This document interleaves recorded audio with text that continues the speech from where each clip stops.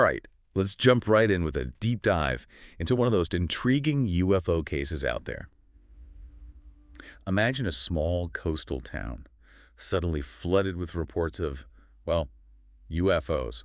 Multiple people, all claiming to have seen these strange lights in the sky. Would you be skeptical? I think a healthy dose of skepticism is always a good starting point. True, true. But what if these reports came from a variety of credible witnesses, like a police officer, a college professor, people you wouldn't expect to jump to conclusions? That would certainly make things more interesting. Exactly. And that's precisely what happened in Davidson, California back in 1979. Davidson, California, huh? I'm intrigued. You should be. This case even caught the attention of Project Blue Book, the Air Force's official UFO investigation program. Wow, so we're talking about a case that was actually investigated by the government. What do we know about the sightings themselves? Well, luckily, we've got a pretty detailed account thanks to a transcript from an episode of the TV show Project UFO, which, for our listeners who might not know, dramatized actual Blue Book investigations. Oh, I remember that show. It always gave me chills. Me too. So we're going deep into Sighting 4017 and unraveling what happened in Davidson. Sounds like a plan. Let's start with the reports themselves. We're not just talking about a few fuzzy lights in the distance. Witnesses described bright, blue-green lights, objects moving at incredible speeds, some even taking on distinct shapes, like a V or a boomerang. It sounds like something out of a movie. Yeah, it does, doesn't it? But these are real accounts from people who experienced something pretty extraordinary. And get this, we're talking about 28 individuals spread across 6 locations, all reporting similar phenomena. That's a significant number of witnesses. Definitely. And it raises a lot of questions. Could it have been some kind of mass hysteria? Or was there something genuinely strange happening in the skies above Davidson? Well, that's the million-dollar question, isn't it? It is. And to get some answers, the Air Force sent 2 seasoned investigators from Project Blue Book, Captain Ryan and Sergeant Fitz. And what was their take on all this? Well, they approached it with a good deal of skepticism, of course. They wanted to rule out the usual suspects first. Misidentified aircraft, weather phenomena, even hoaxes. Sounds like a sensible approach. It was. They went all in, interviewing witnesses, studying photographs, analyzing radar data, trying to piece together the puzzle. But the more they dug, the more they realized that this case was far from ordinary. Oh, I can't wait to hear more. Tell me, what kind of evidence did they uncover? Well, one of the key pieces of evidence came from 2 college professors who were having dinner one night when they witnessed a strange light in the sky. College professors, you say? Yeah, and one of them, Dr. Klein, a biology professor, even managed to snap a few pictures of the object. Hold on, photos. That changes things. It sure does. Yeah. What did the Air Force photo analysis team make of them? I'm dying to know. Did they identify the object? Well, they couldn't say for sure what it was, but they did confirm that it wasn't any conventional aircraft. And this is where things get really interesting. I'm all ears. A theory emerged that the lights could have been reflections from, wait for it, street lights. Street lights, really? Yeah, but here's the kicker. The reflections were bouncing off the oily feathers of migrating scooter ducks. Scooter ducks. That's a new one. I know, right? It sounds pretty wild, but apparently, scooters are migratory sea ducks known to fly through Davidson during that time of year. And they've got this unique thing, a layer of oil on their feathers that makes them super reflective under certain lighting conditions. Okay, I can see how that might explain some of the sightings, especially with all those street lights in a coastal town. Right. It's actually a pretty intriguing theory. But could something as simple as ducks really explain away all the strange lights people saw in Davidson? And what about those professors who saw the object? And the photos? And the Air Force's own analysis? Yeah, there's definitely more to this story. I can feel it. You're absolutely right. And trust me, this deep dive is far from over. There are more twists and turns to come that'll leave you questioning everything. You know, even with the scooter duck theory, some folks just weren't buying it. Makes sense, I guess. If you see something that really shakes your reality, a simple explanation like, oh, it was just a duck, might not cut it. Right. Especially when you've got witnesses like Sergeant Gomez. He was a police officer on duty when he saw one of these objects. A police officer, huh? That adds another layer of credibility. What did he say about it? Well, he described it as truly wonderful, almost like being in church. Wow. Truly wonderful.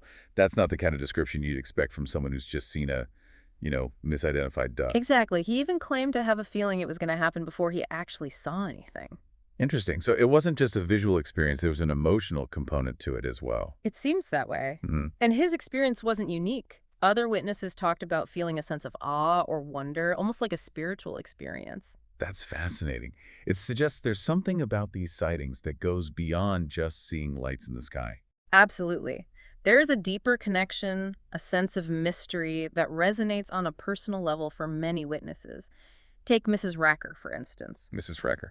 Yeah, she reported seeing the objects multiple times, and she noticed something peculiar about the scoter ducks. Oh, what was that? Whenever the lights appeared, the ducks would suddenly fall silent. Right. Then, after the objects passed, they'd erupt in a cacophony of noise. That's bizarre, almost like the ducks were reacting to the object somehow. It does make you wonder. So the investigators had all this data, witness testimony, photographs, even physical evidence from the duck that hit the tower.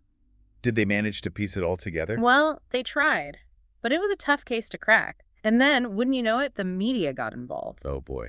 The media frenzy always adds fuel to the fire. It sure does.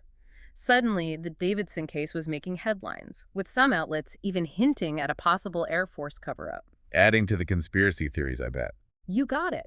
So the investigators decided to hold a news conference to address the public's concerns and share their preliminary findings. And did that help calm things down? To an extent, they presented the Scoter duck theory as the most likely explanation. But some people still weren't convinced, right? Exactly. Some residents felt like their concerns were being dismissed. I can understand that.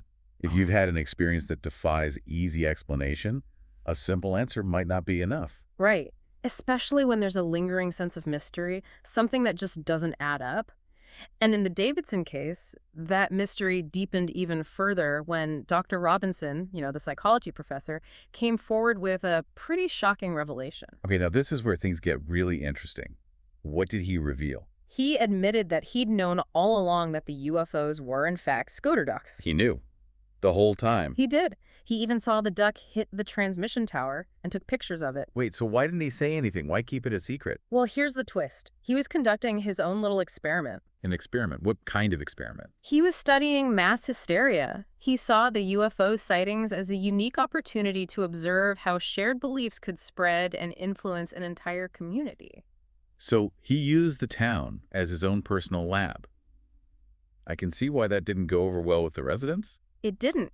His actions, while intended for scientific study, raised some serious ethical questions about manipulating a situation like this for personal gain.